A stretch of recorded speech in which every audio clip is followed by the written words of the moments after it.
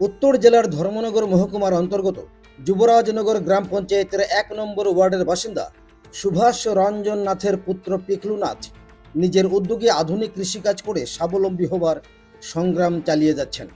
ইউটিউবের মাধ্যমে কৃষি প্রযুক্তির সম্পর্কে জ্ঞান অর্জন করে তিনি ছত্তিশগড়ের রায়পুর থেকে হাইব্রিড গ্রাফটিং বেগুন ও টমেটোর চারা সংগ্রহ করে চাষাবাদ শুরু করেছেন। ইতিমধ্যেই তিনি ৩,৫০০-এরও বেশি চারা রোপণ করেছেন। পিকলু নাথ জানিয়েছেন, কৃষিকাজই হলো তার পরিবারের প্রধান আয়ের উৎস। সরকারি কোনো আর্থিক বা কারিগরি সহায়তা ছাড়াই তিনি কঠোর পরিশ্রম ও নিষ্ঠার সঙ্গে চাষাবাদ করে সংসার চালিয়ে যাচ্ছেন। আধুনিক পদ্ধতিতে সবজি চাষের মাধ্যমে উৎপাদন বাড়িয়ে আর্থিকভাবে আরও স্বাবলম্বী হওয়ার স্বপ্ন দেখছেন তিনি। তবে তার অভিযোগ, কৃষিকাজই জীবিকার একমাত্র ভরসা হওয়া সত্ত্বেও এখনও পর্যন্ত সরকারি কৃষি সহায়তা কিংবা বিভিন্ন কৃষক কল্যাণমূলক প্রকল্পের সুবিধা থেকে বঞ্চিত রয়েছেন তিনি। ফলে পিকলু নাথের মতো পরিশ্রমী ও উদ্যোগী কৃষকদের পাশে দাঁড়াতে সংশ্লিষ্ট দপ্তরের কার্যকরী উদ্যোগ গ্রহণের দাবি উঠেছে এলাকাবাসীদের মধ্যে। আমার নাম পিকলু নাথ, আমার বাড়ি যুবরাজনগর ১ নম্বর ওয়ার্ড, বাবার নাম সুভাষ রঞ্জন। এটা তো আমরা ছোটবেলা থেকেই আমরা শাকসবজি করে আসছি। এই বছর একটু নতুনভাবে করছি। ছত্তিশগড় রায়পুর থেকে কিছু গ্রাফটিং চারা এনেছি, প্রায় ৩,০০০-৪,০০০-এর মতো। এটি লাগিয়েছি বেগুন এবং টমেটো, যেটি ২ বছর পর্যন্ত ফলন দেবে এবং একটা বেগুন গাছে প্রায় ১ কুইন্টালের উপরে ফলন পাওয়া যাবে এবং এটা ২ বছর থাকবে গাছটা।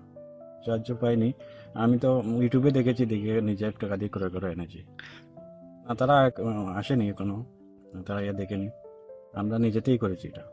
এই হাইব্রিড চারা চাষ করলে ওটাই যে বহিরাজ্য থেকে যেটা বেগুনটা আসে আমরা তো ত্রিপুরা রাজ্যে, এটি কিছুটা আমাদের নিজেতেই দিতে পারবো, কারণ এটির প্রোডাকশনটা অনেক বেশি এবং এটি অনেক দিন পর্যন্ত ধরে। কিন্তু আমরা প্রতিদিন বহিরাজ্য থেকে কোটি কোটি টাকার সবজি আসে, কিন্তু এটা যদি আমাদের ত্রিপুরা রাজ্যে কিছু প্রোডাকশন হয় তবে ত্রিপুরার জন্যই ভালো, আর আমরা লোকাল প্রোডাক্ট আমরা লোকজন খেতে পারবে। এটা তো বাস দিয়ে এসেছে, এটা আস্তে আস্তে প্রায় একটা চারার দাম প্রায় ৩০ টাকার মতো পড়ে গেছে। আর অনেক চারা ড্যামেজ হয়ে যায় বাসে আসার জন্য। রায়পুর সাইডে ছত্তিশগড় রায়পুরে অনেক গরম, যখন তারা প্যাকিং করে দেয় তখন অনেক গরম থাকে। আমরা সময় এই প্যাকেটটা খুলি, গরমের কারণে অনেক চারা নষ্ট হয়ে যায়, পচে যায়। তো এর জন্য চারা রেটটা এখান থেকে আমরা ১৫ টাকা করে আনি, কিন্তু আসে দেখে যে অনেক চারা মরে যায়, এর জন্য প্রায় ৩০ টাকা পড়ে যায় একটা পিসের দাম। এটা প্রায় ৪৫ দিন পরে ধরা আরম্ভ হবে এবং ৬০ দিন পরে পুরো ফুল প্রোডাকশন শুরু হয়ে যাবে। ৪৫ পরে কিছু কিছু ধরবে। এই প্লটটা দেখেছেন, যেটা এখন মোটামুটি ৫৫ দিনের মতো হয়ে গেছে এবং সেটা পুরি ৯০% জৈব, কোনো ইউরিয়া সার ব্যবহার করা হয়নি। কোনো জমিতে কোনো ইউরিয়া সার ছাড়াই কিন্তু হচ্ছে। এমনিতে তো আসে টমেটো, নতুন তো টমেটো লাগালাম, শশা আছে, লাউ আছে, ঝিঙ্গা আছে, এরপরে আপনার টমেটো আছে। এইসবই করা হয় বেশিরভাগ এই সিজনে। অন্য সিজন তো আলু টালু এইসব চাষ হয়। কতটুকু জায়গার মধ্যে টোটাল আপনি?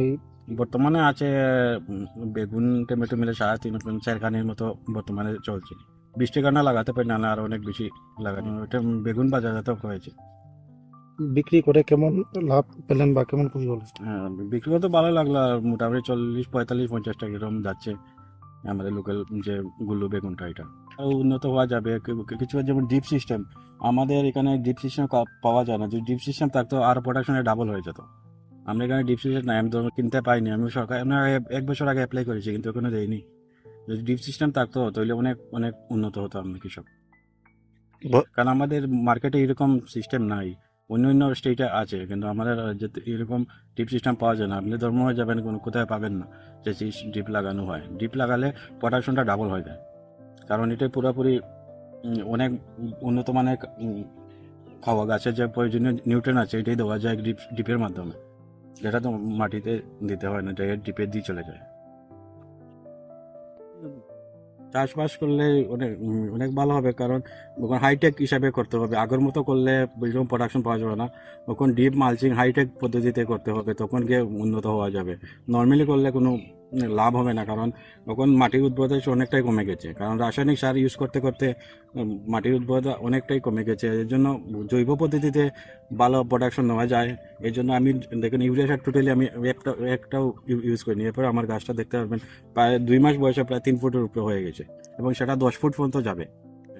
যদি ভালো করে কেউ উন্নত বর্তমানে যে টেকনোলজি এটি ইউজ করে যদি কেউ কৃষিকাজ করে তখন সে উন্নত হতে হবে, কারণ অনেক বাজারে অনেক ভালো ভালো বীজ আছে বহিরাজ্য থেকে আসে, তারা এটা প্রোডাকশন কোথা থেকে পায়।